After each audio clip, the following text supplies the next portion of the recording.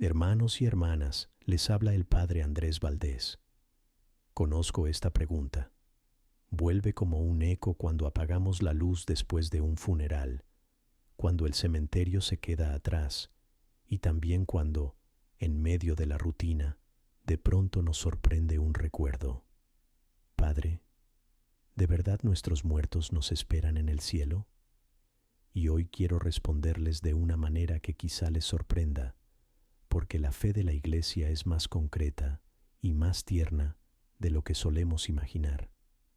Primero, limpiemos una imagen que se nos pega sin darnos cuenta. El cielo como una especie de nube blanca donde uno se queda sin hacer nada, y nuestros difuntos como sombras lejanas, casi apagadas, como si su amor se hubiera quedado sin voz. No, el cielo no es una sala de espera. El cielo es comunión, es la plenitud de la vida en Dios, que es amor, y donde el amor llega a su fuente, no se enfría, se vuelve más verdadero. Entonces la pregunta ¿me esperan? Se puede traducir así, de un modo más profundo. La relación que tuve con mi madre, con mi esposo, con mi hijo, con mi amigo, sigue viva de alguna manera.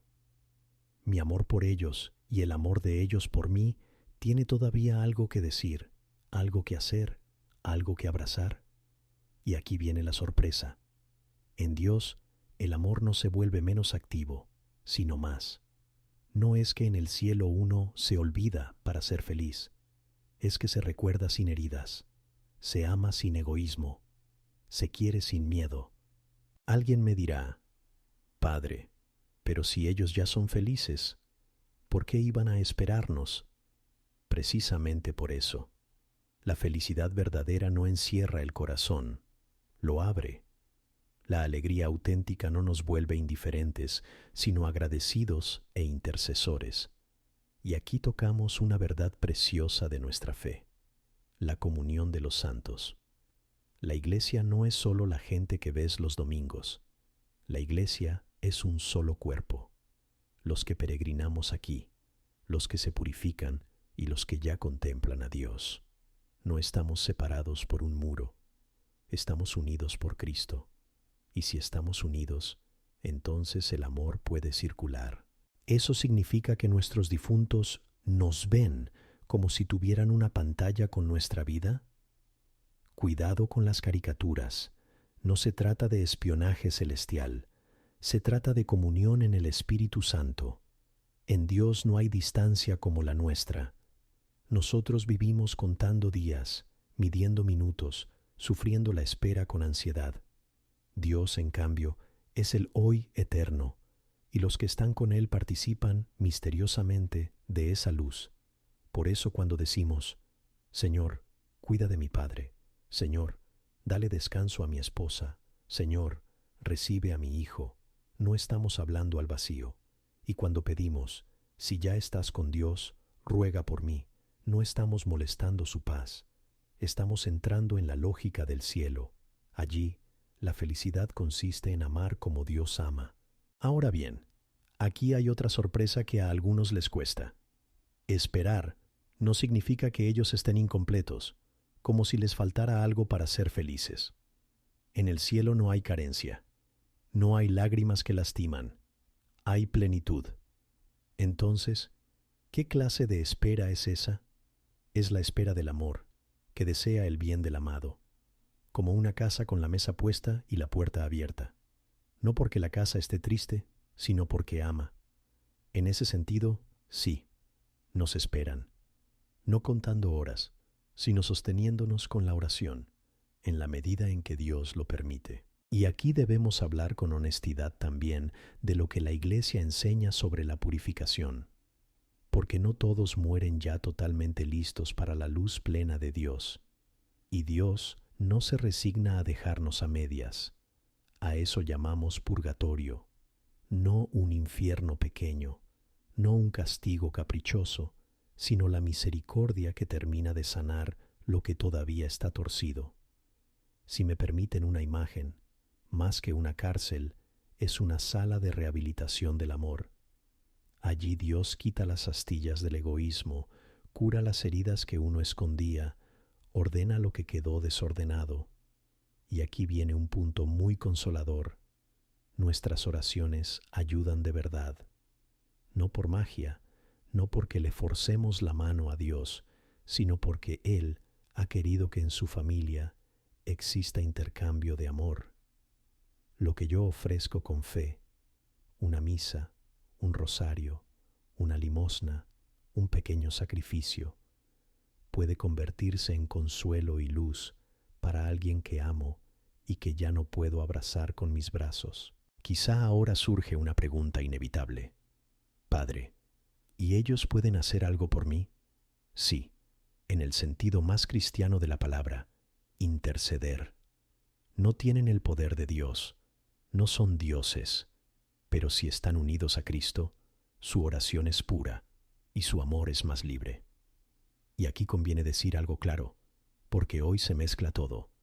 Esto no es espiritismo. Nosotros no invocamos espíritus, no buscamos médiums, no exigimos señales, no jugamos con lo oculto. Eso no es fe. Es una herida disfrazada de consuelo. La fe es otra cosa. Hablar con Dios, y en Dios, hablar con nuestros muertos. Es poner la relación en manos de Cristo, no en manos de la curiosidad. Les cuento algo que nunca olvido. Una vez, después de una misa de difuntos, una señora se me acercó con una cajita. Dentro había cartas viejas, amarillentas, atadas con una cinta. Me dijo, «Padre, son cartas de mi esposo cuando éramos novios. Él ya partió. No quiero que se pierdan». Le pregunté, «¿Y qué hace con ellas?» Y me respondió, «Por las noches leo un pedacito, lloro un poquito, y luego rezo. Le doy gracias a Dios por haberlo amado, y le pido a mi esposo, si está con el Señor, que me ayude a amar mejor lo que me queda de vida». Miren qué sabiduría. La memoria no como cadena, sino como puente hacia la oración. Eso es cristiano. Eso huele a cielo. A veces, lo más doloroso no es la muerte, sino lo que quedó pendiente. Un perdóname que no dije. Un gracias que se atascó en la garganta. Un abrazo que no di. Y alguien me pregunta, «Padre, ¿ya es tarde?» En Dios, el amor no llega tarde. Tú puedes llevar ese perdón a la oración. Tú puedes poner ese «te quiero» en la Eucaristía. Tú puedes ofrecerlo como un acto de fe. Señor, toma lo que no supe decir y cúralo tú. Porque Cristo atraviesa el tiempo. Su cruz toca nuestro ayer y nuestro mañana. Entonces, ¿nos esperan? Sí, pero no como imaginamos. Nos esperan como se espera con esperanza, no con angustia. Nos esperan como se espera rezando, no controlando. Y al mismo tiempo, escuchen esto, también nosotros los esperamos a ellos de una manera santa cuando los encomendamos, cuando no los soltamos al olvido, cuando los entregamos a la misericordia. En la familia de Dios, nadie queda tirado en una esquina del universo. Y ahora viene la parte más importante, porque tal vez alguien está pensando, «Padre, todo esto es hermoso, pero ¿cómo se vive? ¿Qué hago mañana, cuando vuelva el vacío? ¿Cómo rezo sin caer en supersticiones? ¿Cómo hablo con mis hijos de la muerte sin asustarlos, pero sin mentirles?» Permítanme llevarlos, paso a paso, al lugar donde esta comunión se vuelve más real que nuestros sentimientos, la Santa Misa. Porque si hay un punto en la tierra donde el cielo toca el suelo, es el altar. Y lo que vamos a descubrir ahí puede cambiar la manera en que vuelves a pronunciar el nombre de tus difuntos, incluso en tu cocina, incluso en tus noches más largas. Y precisamente por eso, hermanos y hermanas, quiero llevarlos ahora al corazón mismo de todo esto, al altar. Porque si existe en la tierra un lugar donde el cielo toca la tierra sin metáforas y sin eslóganes de consuelo, es la Eucaristía. Cuando me pongo ante el altar como sacerdote, no me pongo allí solo. no es un encuentro privado del cura con unas cuantas personas en los bancos. Es un acontecimiento de toda la Iglesia, la que peregrina, la que se purifica y la que ya canta en la gloria. Es el misterio de una comunión que atraviesa el tiempo. Muchas veces me dicen: Padre, yo extraño. Yo quisiera, JB, por un instante estar otra vez con mi madre, con mi padre, con mi hijo. Y la Iglesia nos responde con algo sencillísimo y a la vez asombroso: ven a misa. No porque la misa sea un recuerdo bonito, no porque sea una ceremonia que te ayude a aguantar el duelo. La misa no es un teatro de la memoria, es la presencia real de Cristo, de su sacrificio y de su resurrección. Y si Él vive, entonces en Él viven todos. Por eso, cuando en la plegaria eucarística pronunciamos el nombre de nuestros difuntos, o cuando los llevamos en silencio como intención, no hacemos un gesto sentimental. Tocamos el lugar donde el tiempo se abre, donde Dios toma nuestro ayer y nuestro mañana y los recoge en su eterno hoy. Les digo algo muy práctico. Si llevas en el corazón a alguien que ha muerto, haz una cosa durante la próxima semana.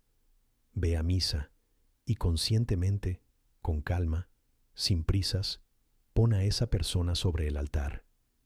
No en la imaginación, no solo en la emoción, sino en la fe. Cuando el sacerdote diga: oremos, tú di por dentro: Jesús, te traigo a mi madre. Jesús, te traigo a mi esposo. Jesús, te traigo a mi hijo. Y cuando llegue la consagración, cuando el pan se convierta en cuerpo y el vino en sangre, entonces di: Señor, si hay un lenguaje que entiende el cielo, el purgatorio y la tierra, es este: únenos en ti.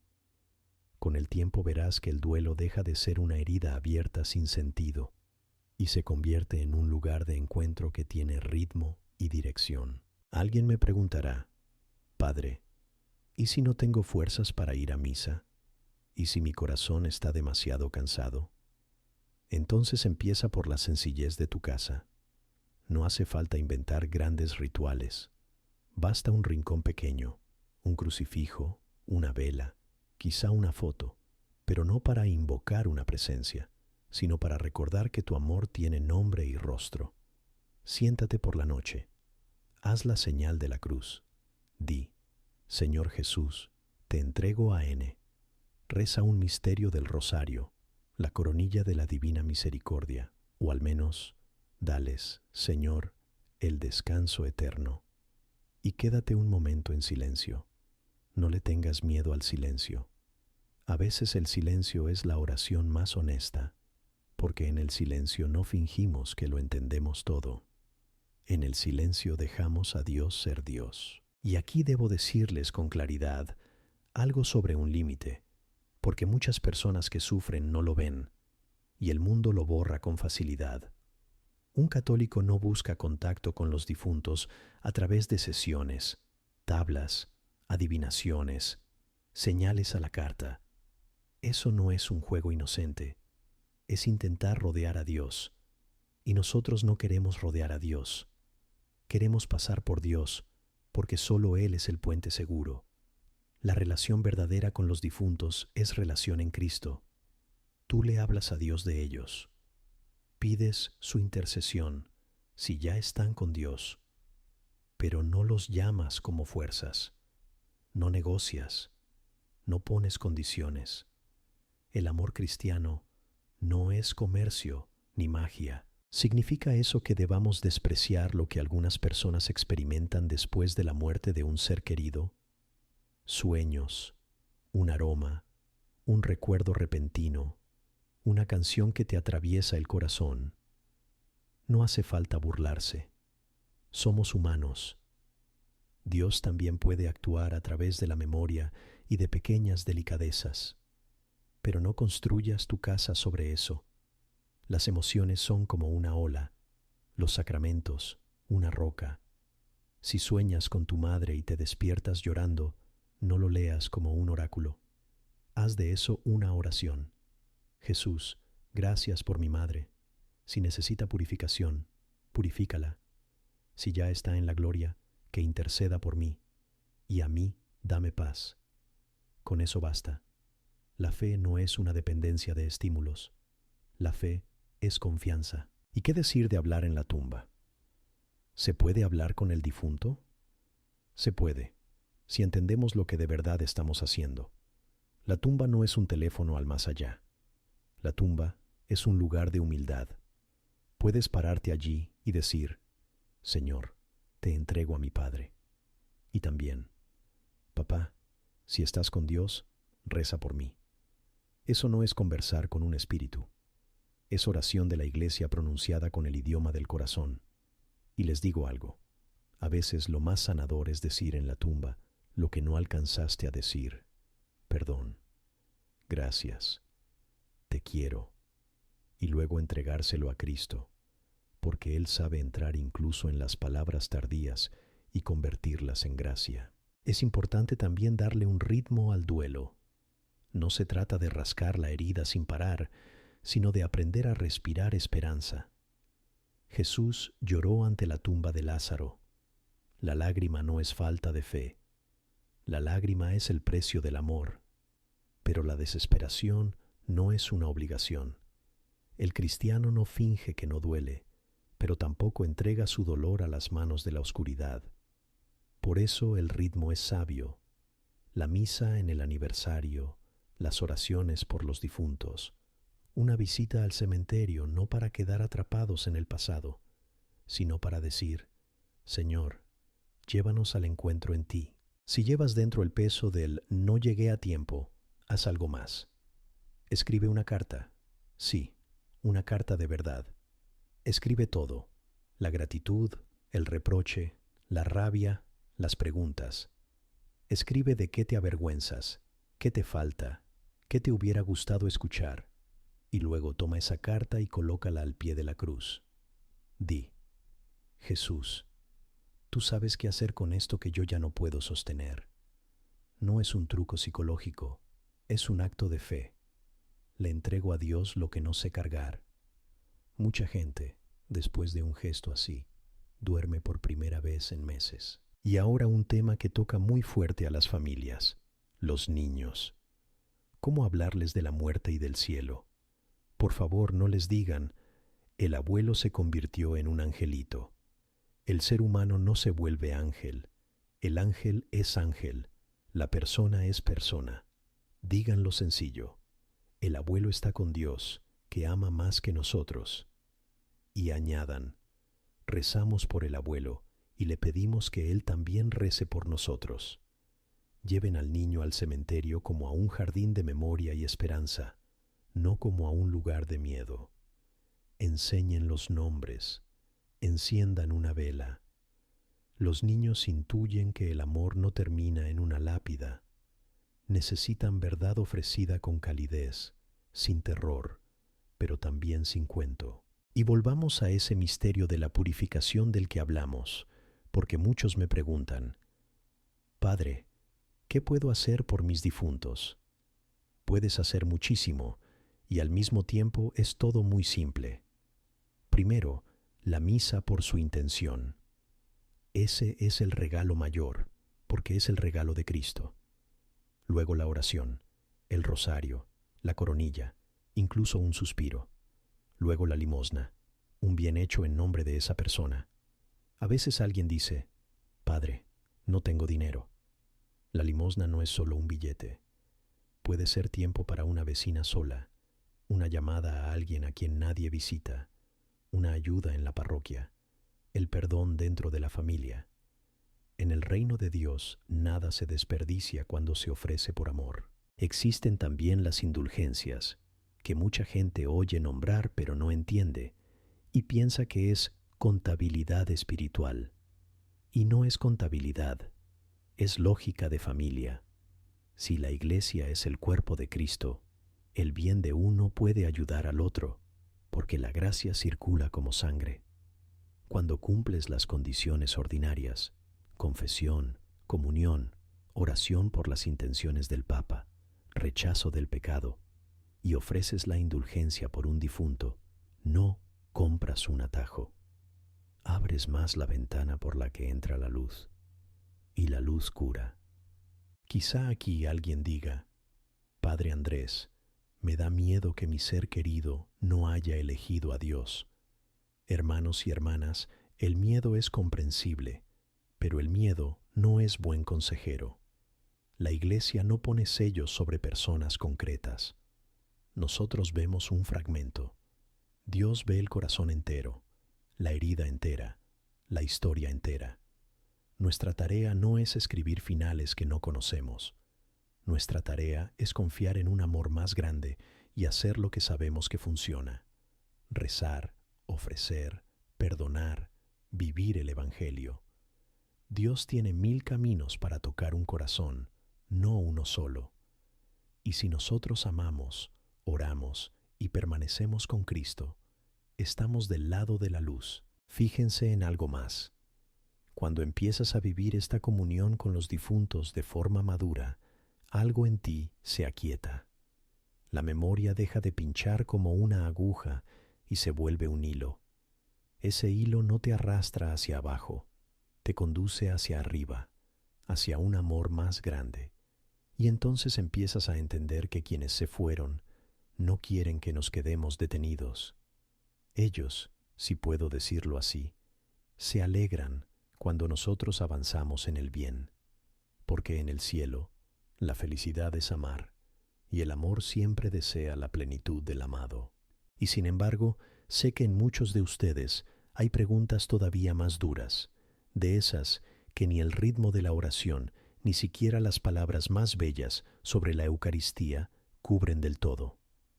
Preguntas sobre las señales, si es lícito desearlas y cómo entenderlas.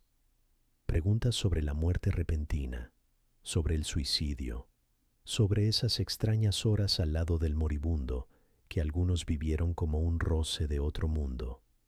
Preguntas sobre cómo distinguir la gracia de la autosugestión y cómo no caer en la trampa de una curiosidad religiosa. Y justamente a esas preguntas quiero pasar ahora, con calma, sin sensacionalismo, pero también sin huir del dolor, porque el cristianismo no le tiene miedo a la verdad. Porque el cristianismo no le tiene miedo a la verdad. Y empecemos por lo que quizá aparece con más frecuencia en el corazón después de una pérdida. Padre, ¿se puede pedir una señal? Miren, el simple deseo de una señal no es pecado. Muchas veces es el idioma del dolor que grita: Dios mío, dame JB un poco de luz porque me estoy hundiendo. El problema empieza cuando la señal se convierte en condición de la fe, cuando la persona dice: si me lo muestras, creeré. Si no me lo muestras, entonces es que no estás. Dios no es una máquina expendedora de consuelo. Dios es Padre, y un padre le da al hijo lo que lo cura, no lo que lo vuelve dependiente. Por eso, si pides una señal, pídela como hijo, no como cliente. Señor, dame la luz que sirva al amor y a la fe, no a mi curiosidad. Dame lo que me ayude a caminar. Y luego mira no tanto lo extraordinario, sino los frutos. Crece en ti la paz. Nace el deseo de confesarte, de volver a la Eucaristía, de reconciliarte. Aparece una disposición nueva para perdonar, para hacer el bien. Esos son sellos del Espíritu Santo, más sólidos que las señales espectaculares que se cuentan fácilmente en Internet y que no siempre conducen a Dios. Porque en la vida espiritual hay una trampa muy fina. Uno puede quedar atrapado en las emociones, y las emociones son como el clima. Hoy sol, mañana niebla. Los sacramentos, en cambio, son roca.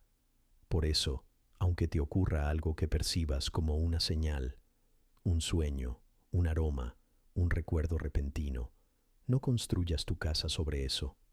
Haz de eso un puente hacia la oración. Jesús, gracias por esta memoria. Si esto debe acercarme a ti, que así sea. Si debo apoyarme en algo más firme, dame la gracia de agarrarme de tu mano. Eso es madurez. Y ahora un tema dolorosísimo que hace que muchas familias callen mientras el corazón grita: el suicidio. Hermanos y hermanas, lo digo con inmensa delicadeza. La Iglesia no es una oficina de sentencias. Nosotros no tenemos acceso a toda la noche interior de una persona. A veces vemos solo el último minuto, y Dios ve toda la vida, toda la herida, el miedo, la enfermedad, la soledad, la desesperación. Y la Iglesia nos enseña una actitud que es a la vez verdadera y misericordiosa. El juicio se lo dejamos a Dios, y nosotros perseveramos en la oración. Encomendamos al difunto a Jesús, ofrecemos la Santa Misa, pedimos misericordia y dejamos de jugar a ser Dios. Si alguno de ustedes lleva en su familia una historia así, quiero decirles, no están solos. No tienen que fingir que no pasó nada. Y también les pido algo muy concreto. Si alguien que escucha esto tiene pensamientos de quitarse la vida, por favor, no te quedes solo con eso. No es una vergüenza, ni una debilidad. Es un momento en el que hay que pedir ayuda, a un médico, a un psicólogo, a una persona de confianza, a un sacerdote, a los servicios de emergencia, donde quiera que estés. Dios muchas veces llega a nosotros a través de personas y también a través de la terapia, tan real como a través de la oración. La vida es un don y una batalla que no se debe librar en solitario. Otra pregunta que vuelve como un estribillo en el confesionario. Padre, ¿y esas horas extrañas al lado del moribundo? Algunos cuentan un instante repentino de lucidez, una sonrisa, palabras de reconciliación, incluso la impresión de que el enfermo veía a alguien querido. ¿Debemos interpretarlo? Por un lado, no romanticemos la muerte. A veces es dura, física, confusa. Pero por otro lado, no le quitemos a Dios su derecho a la ternura. Existen momentos que la Iglesia, desde antiguo, llama la hora de misericordia para esa persona. Un instante en el que la gracia toca el corazón de manera especial. Por eso es tan importante la presencia, la oración, el sacramento de la unción de los enfermos, la comunión como viático, alimento para el camino. Y esa oración sencilla y bellísima que la Iglesia tiene para el umbral. Padre, en tus manos encomendamos. No es teología del miedo, es un gesto filial. Entrego a la persona amada a aquel que pasó por la muerte y abrió la puerta. Ahora volvamos al discernimiento, porque aquí es fácil perderse. ¿Cómo distinguir una inspiración de la autosugestión? Yo suelo hablar de 4 luces que conviene encender dentro. Primera, fidelidad al Evangelio y a la enseñanza de la Iglesia. Dios no nos conduce a contradicciones, ni al desprecio de los sacramentos, ni a una espiritualidad que se burla de la oración de la Iglesia. Segunda, paz interior, incluso si duele. El Espíritu Santo puede obrar en medio de lágrimas, pero no alimenta una dependencia de la sensación. Tercera, humildad. Una inspiración auténtica no te coloca en el centro, te vuelve más hermano, más hija, más servidor. Cuarta, frutos de amor. Si algo te hace más capaz de perdonar, más paciente, con más ganas de hacer el bien, es un buen signo. Si en cambio te produce obsesión, miedo, aislamiento, esa necesidad constante de otra señal, detente y habla con alguien sabio, un confesor, un director espiritual. El discernimiento es un camino que se recorre en compañía. Les prometí también historias, porque a veces una historia entra donde una definición no tiene llave. La primera es de un hombre, llamémoslo Marcos. Vino a verme después de la muerte de su padre. Fue una muerte repentina, sin despedida, y Marcos cargaba un reproche insoportable. No alcancé a decirle que lo quería. ¿Y saben qué fue lo más conmovedor? Él no pedía cosas grandes, pedía una sola: Padre, ayúdeme a dejar de ahogarme. Le propuse algo simple: manda celebrar una misa por tu padre y ven a esa misa como a un encuentro, no como a un trámite. Vino. Se quedó al fondo, manos apretadas, en silencio. Después de comulgar empezó a llorar, pero no eran lágrimas de desesperación. Eran lágrimas en las que por fin había espacio para Dios. Al final me dijo: por primera vez desde el entierro siento que no es el final, sino un paso. Y luego hizo algo que me sorprendió. Volvió a casa y escribió una carta a su padre, no para enviarla, sino para entregarla a Jesús. Desde entonces, cada mes viene a misa por él y me dice: entendí que mi amor no tiene que gritar para ser real. Basta con ponerlo en manos de Cristo. La segunda historia es de Teresa, una viuda que deseaba señales. Padre, que mi marido me haga saber algo, un pájaro, una canción, lo que sea. Pasaron semanas, luego meses. Nada espectacular. Teresa se desilusionó y un día vino a la parroquia no a pedir una señal, sino a pedir una tarea. Padre, ¿hay algo en lo que pueda ayudar? No quiero quedarme encerrada en el piso vacío. Empezó a preparar comida para los pobres, luego a colaborar en una pequeña sala para niños, luego a visitar a una vecina anciana que casi no hablaba con nadie. Al cabo de un año, me dijo algo que no olvido. Ya entendí la señal, no como yo la imaginaba. Mi marido no me mandó un pájaro.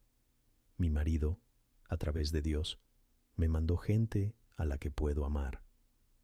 Esa es la lógica del cielo, una señal que no te encierra en el pasado, sino que abre un futuro donde el amor sigue trabajando. Y ahora vuelvo a la pregunta inicial: ¿nuestros difuntos nos esperan en el cielo? Sí, pero de una manera más hermosa de lo que sugiere el miedo. Nos esperan como espera una casa con el fuego encendido y la puerta abierta. No porque les falte algo, sino porque el amor siempre desea la plenitud del amado. Y en esa plenitud hay lugar también para nuestro camino, nuestra conversión, nuestras reconciliaciones, nuestro crecimiento. Pero atención, hermanos y hermanas, ese esperar no nos quita responsabilidad. Ellos no recorrerán por nosotros nuestro propio camino. Su intercesión puede ser como viento en las velas, pero el timón lo llevamos nosotros. Por eso, si quieres vivir de verdad la comunión con tus difuntos, no huyas hacia lo extraordinario. Entra en lo sencillo, entra en la Eucaristía, entra en el amor concreto. Lo digo como sacerdote que ha visto muchas lágrimas y muchos milagros, pero sobre todo milagros silenciosos. Si esta noche enciendes una vela, haces la señal de la cruz y dices: Jesús, ocúpate de mis difuntos. No estás hablando al vacío, hablas con aquel que murió y resucitó. Y si Él resucitó, la muerte no tiene la última palabra. La última palabra la tiene el amor. Quiero dejarles, para terminar, una imagen. Imagina que caminas de noche y a lo lejos ves una luz en una ventana. Esa luz no elimina todas las piedras del camino, no hace que deje de doler, pero dice una cosa: hay casa y alguien te quiere. Así es el cielo. Nuestros difuntos, si están ya en la gloria, están en la luz de Dios, y esa luz llega a nosotros por la oración de la Iglesia, por la Eucaristía, por una esperanza que no se demuestra como una fórmula, pero se vive como el amor. Hermanos y hermanas, si llevan en el corazón el nombre de alguien que murió, no se avergüencen de pronunciarlo ante Dios. No tengan miedo de rezar, no tengan miedo de pedir misericordia, no tengan miedo de llorar, pero tampoco tengan miedo de seguir viviendo.